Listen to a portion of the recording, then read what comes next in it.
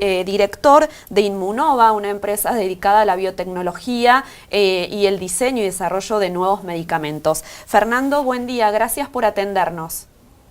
Buenos días a ambos desde aquí, desde Buenos Aires. Bueno, primero felicitarlos por este trabajo. Cuéntenos un poco si venían investigando en este sentido para contrarrestar el síndrome urémico hemolítico, cómo surgió el hallazgo de este suero que podría, según entendemos, estabilizar la toxina en el organismo. Nuestro trabajo viene de hace muchos años, alrededor de 20 años, en el laboratorio que yo dirijo actualmente en la Fundación Instituto Leloir. Desarrollamos una plataforma, una proteína que sirve como presentadora de antígenos para desarrollar nuevos tipos de vacunas. Eso lo empezamos a hacer hace 20 años y la tecnología maduró alrededor de hace 10 años.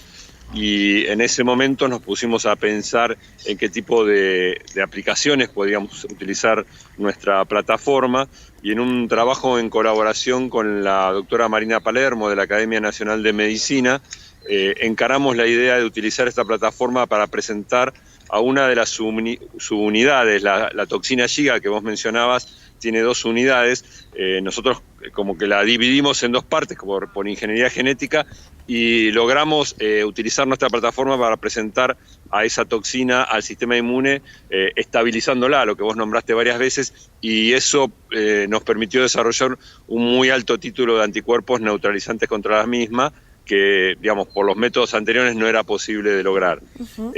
Frente a ese resultado, esto sucedió hace alrededor de 7, 8 años, nos pusimos a pensar cómo podíamos aplicar ese hallazgo científico que fue publicado en revistas internacionales de primer nivel y que fue patentado, cómo llevarlo a un producto.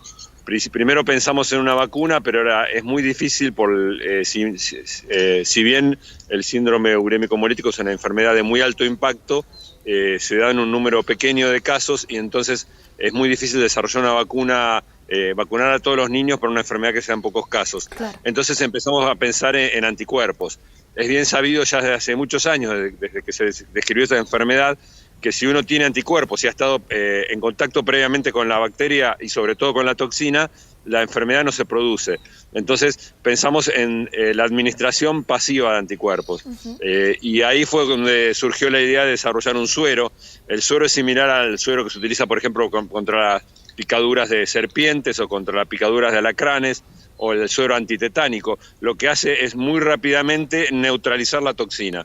Cuando uno detecta la presencia de la toxina en el cuerpo de un niño infectado, lo que se hace es, a través de este desarrollo que hemos realizado, es inocularle el antisuero, que lo que hace es neutralizar la toxina y evitar que la toxina entre a las células del organismo y produzca el daño que produce si no es frenada.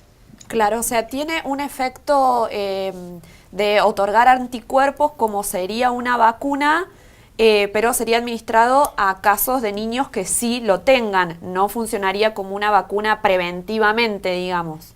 No, sino como el término técnico es inmunización pasiva. Así cuando uno se corta, por ejemplo, con un elemento punzante que está herrumbrado, tiene que darse un antisuero rápidamente. ¿Por qué? Porque la bacteria está presente ahí y la vacuna tarda entre semanas y meses en desarrollar anticuerpos. En cambio, en este caso, lo que se da es anticuerpos en forma prácticamente instantánea. Lo que sucede en esta enfermedad, si quieren les hago un pequeño raconto de cómo es la enfermedad. La enfermedad comienza con la ingestión de alimentos contaminados, no solo carne, sino pueden ser también verduras, jugos, leche contaminada, aguas contaminadas. Lo que produce es primero una diarrea.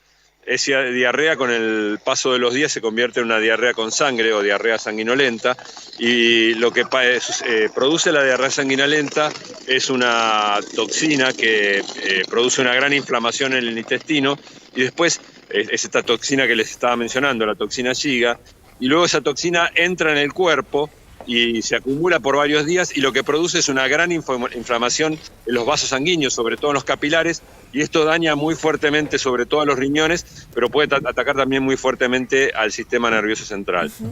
De los niños que desarrollan esta enfermedad, Por suerte la medicina ha avanzado mucho, la pediatría y la nefrología, y por medio de diálisis y por medio de hidratación se logra que prácticamente en un muy poco número de casos se desarrolle la enfermedad hasta el extremo de llevar a la muerte. La mortalidad de esta enfermedad ha bajado entre 3 y 5%, pero lo más significativo es que entre un 30 y un 50% de estos niños van a desarrollar una enfermedad de los riñones que les dura prácticamente toda la vida. Es muy común que en la preadolescencia o la adolescencia tengan que sufrir un trasplante de riñón o tengan que estar sometidos a diálisis por toda la vida, una dieta baja en proteínas para no forzar a los riñones. Es decir, es una enfermedad que tiene un impacto muy grande en la calidad de vida de los niños infectados. Fernando, los ensayos clínicos ya comenzaron. ¿En qué etapa están hoy? Digamos, yo el proyecto lo dividiría en 4 etapas. La primera etapa fue lo que nosotros denominamos la prueba de concepto. Demostrar por ingeniería proteica que podíamos desarrollar el inmunógeno, después demostrar que este era capaz de neutralizar a la toxina en modelos animales. Eso desarrolló con mucho éxito. Hicimos una segunda etapa, que es la etapa preclínica, que es demostrar frente a autoridades ya regulatorias, como es el ANMAT, que nuestro producto se comporta, como nosotros decimos, en modelos animales. Y la tercera etapa, que es la que acabamos de finalizar y por la cual hicimos un anuncio público, es demostrar que el producto que desarrollamos, que este antisuero, es tolerable y que no produce reacciones adversas importantes, en este caso en adultos voluntarios sanos. Esto se desarrolló en el Hospital Italiano y consistió en la inyección de este antisuero en 14 voluntarios sanos que se sometieron por altruismo a la prueba, y lo que se demostró es que el suero es muy bien tolerado, que no produce reacciones adversas y que alcanza las concentraciones necesarias como para desarrollar su actividad biológica en niños infectados. Y lo que nos falta es la cuarta etapa, obviamente la más importante, que es demostrar la eficacia. Esta etapa va a empezar en 1 o 2 meses, cuando obtengamos la autorización final del ANMAT para nuestro protocolo, que está en evaluación, y se va a desarrollar en 10 a 12 hospitales públicos y privados a lo largo de nuestro país. Y lo que vamos a hacer es enrolar, es decir, reclutar niños que tengan diarrea con sangre y a los cuales se les demuestre la presencia de esta toxina en la materia fecal por un test rápido y muy sensible, y se le va a inyectar el producto para demostrar que es capaz de evitar el desarrollo del síndrome urémico hemolítico. Fernando, ¿cuáles serían las recomendaciones en los alimentos para no darnos con este contaminante? Sí, es muy importante tu pregunta. Las precauciones más importantes son, la primera es no consumir, si se consume carne picada, esta bacteria, para que entienda la gente, está en la flora normal de las vacas. Claro. Y de otros animales, pero sobre todo de las vacas. Cuando se produce la carne picada, lo que se hace es mezclar los intestinos con muchos otros cortes, y entonces la bacteria queda de alguna manera depositada en la superficie de la carne picada. Si se consume carne picada, la precaución más importante es cocinarla lo suficiente como para que se elimine la bacteria de la toxina, ¿sí? Los patis, las hamburguesas, perdón por el chivo, las hamburguesas tienen que estar cocidas y no tienen que estar con partes crudas. La otra recomendación muy importante es que cuando uno manipula en la cocina carne, no tiene que producir lo que se denomina contaminación cruzada, que es los mismos utensilios o las manos sin limpiar que después toquen verduras, porque si la carne tenía la bacteria y uno después toca la verdura va a tener la bacteria y esa bacteria va a crecer rápidamente y puede infectar a los niños. La otra recomendación es consumir leches y jugos pasteurizados. Si se va a natatorios, a piletas de natación, que las mismas estén correctamente sanitizadas.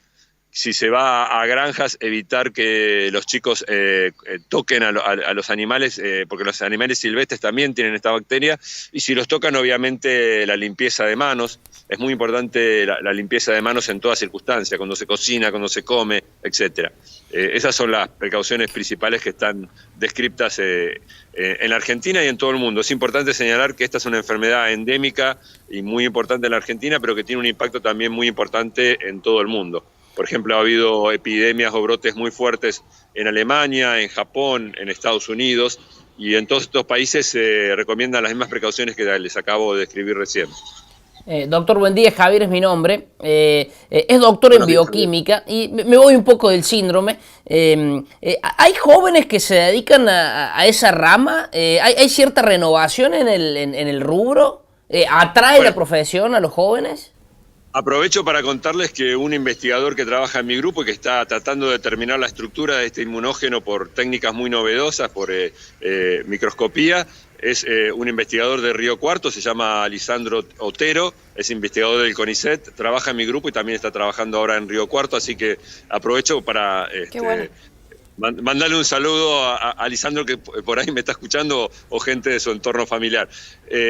La investigación en la Argentina tuvo una primavera entre los años 2004 y 2015, con una gran renovación, mucho retorno de investigadores formados en el exterior, un aumento muy grande de la infraestructura científica, y eso generó un lógico entusiasmo en la juventud. Ahora estamos en un momento complicado en cuanto al presupuesto dedicado a ciencia, y eso obviamente repercute en forma negativa en estas vocaciones a las que vos te referías, Javier.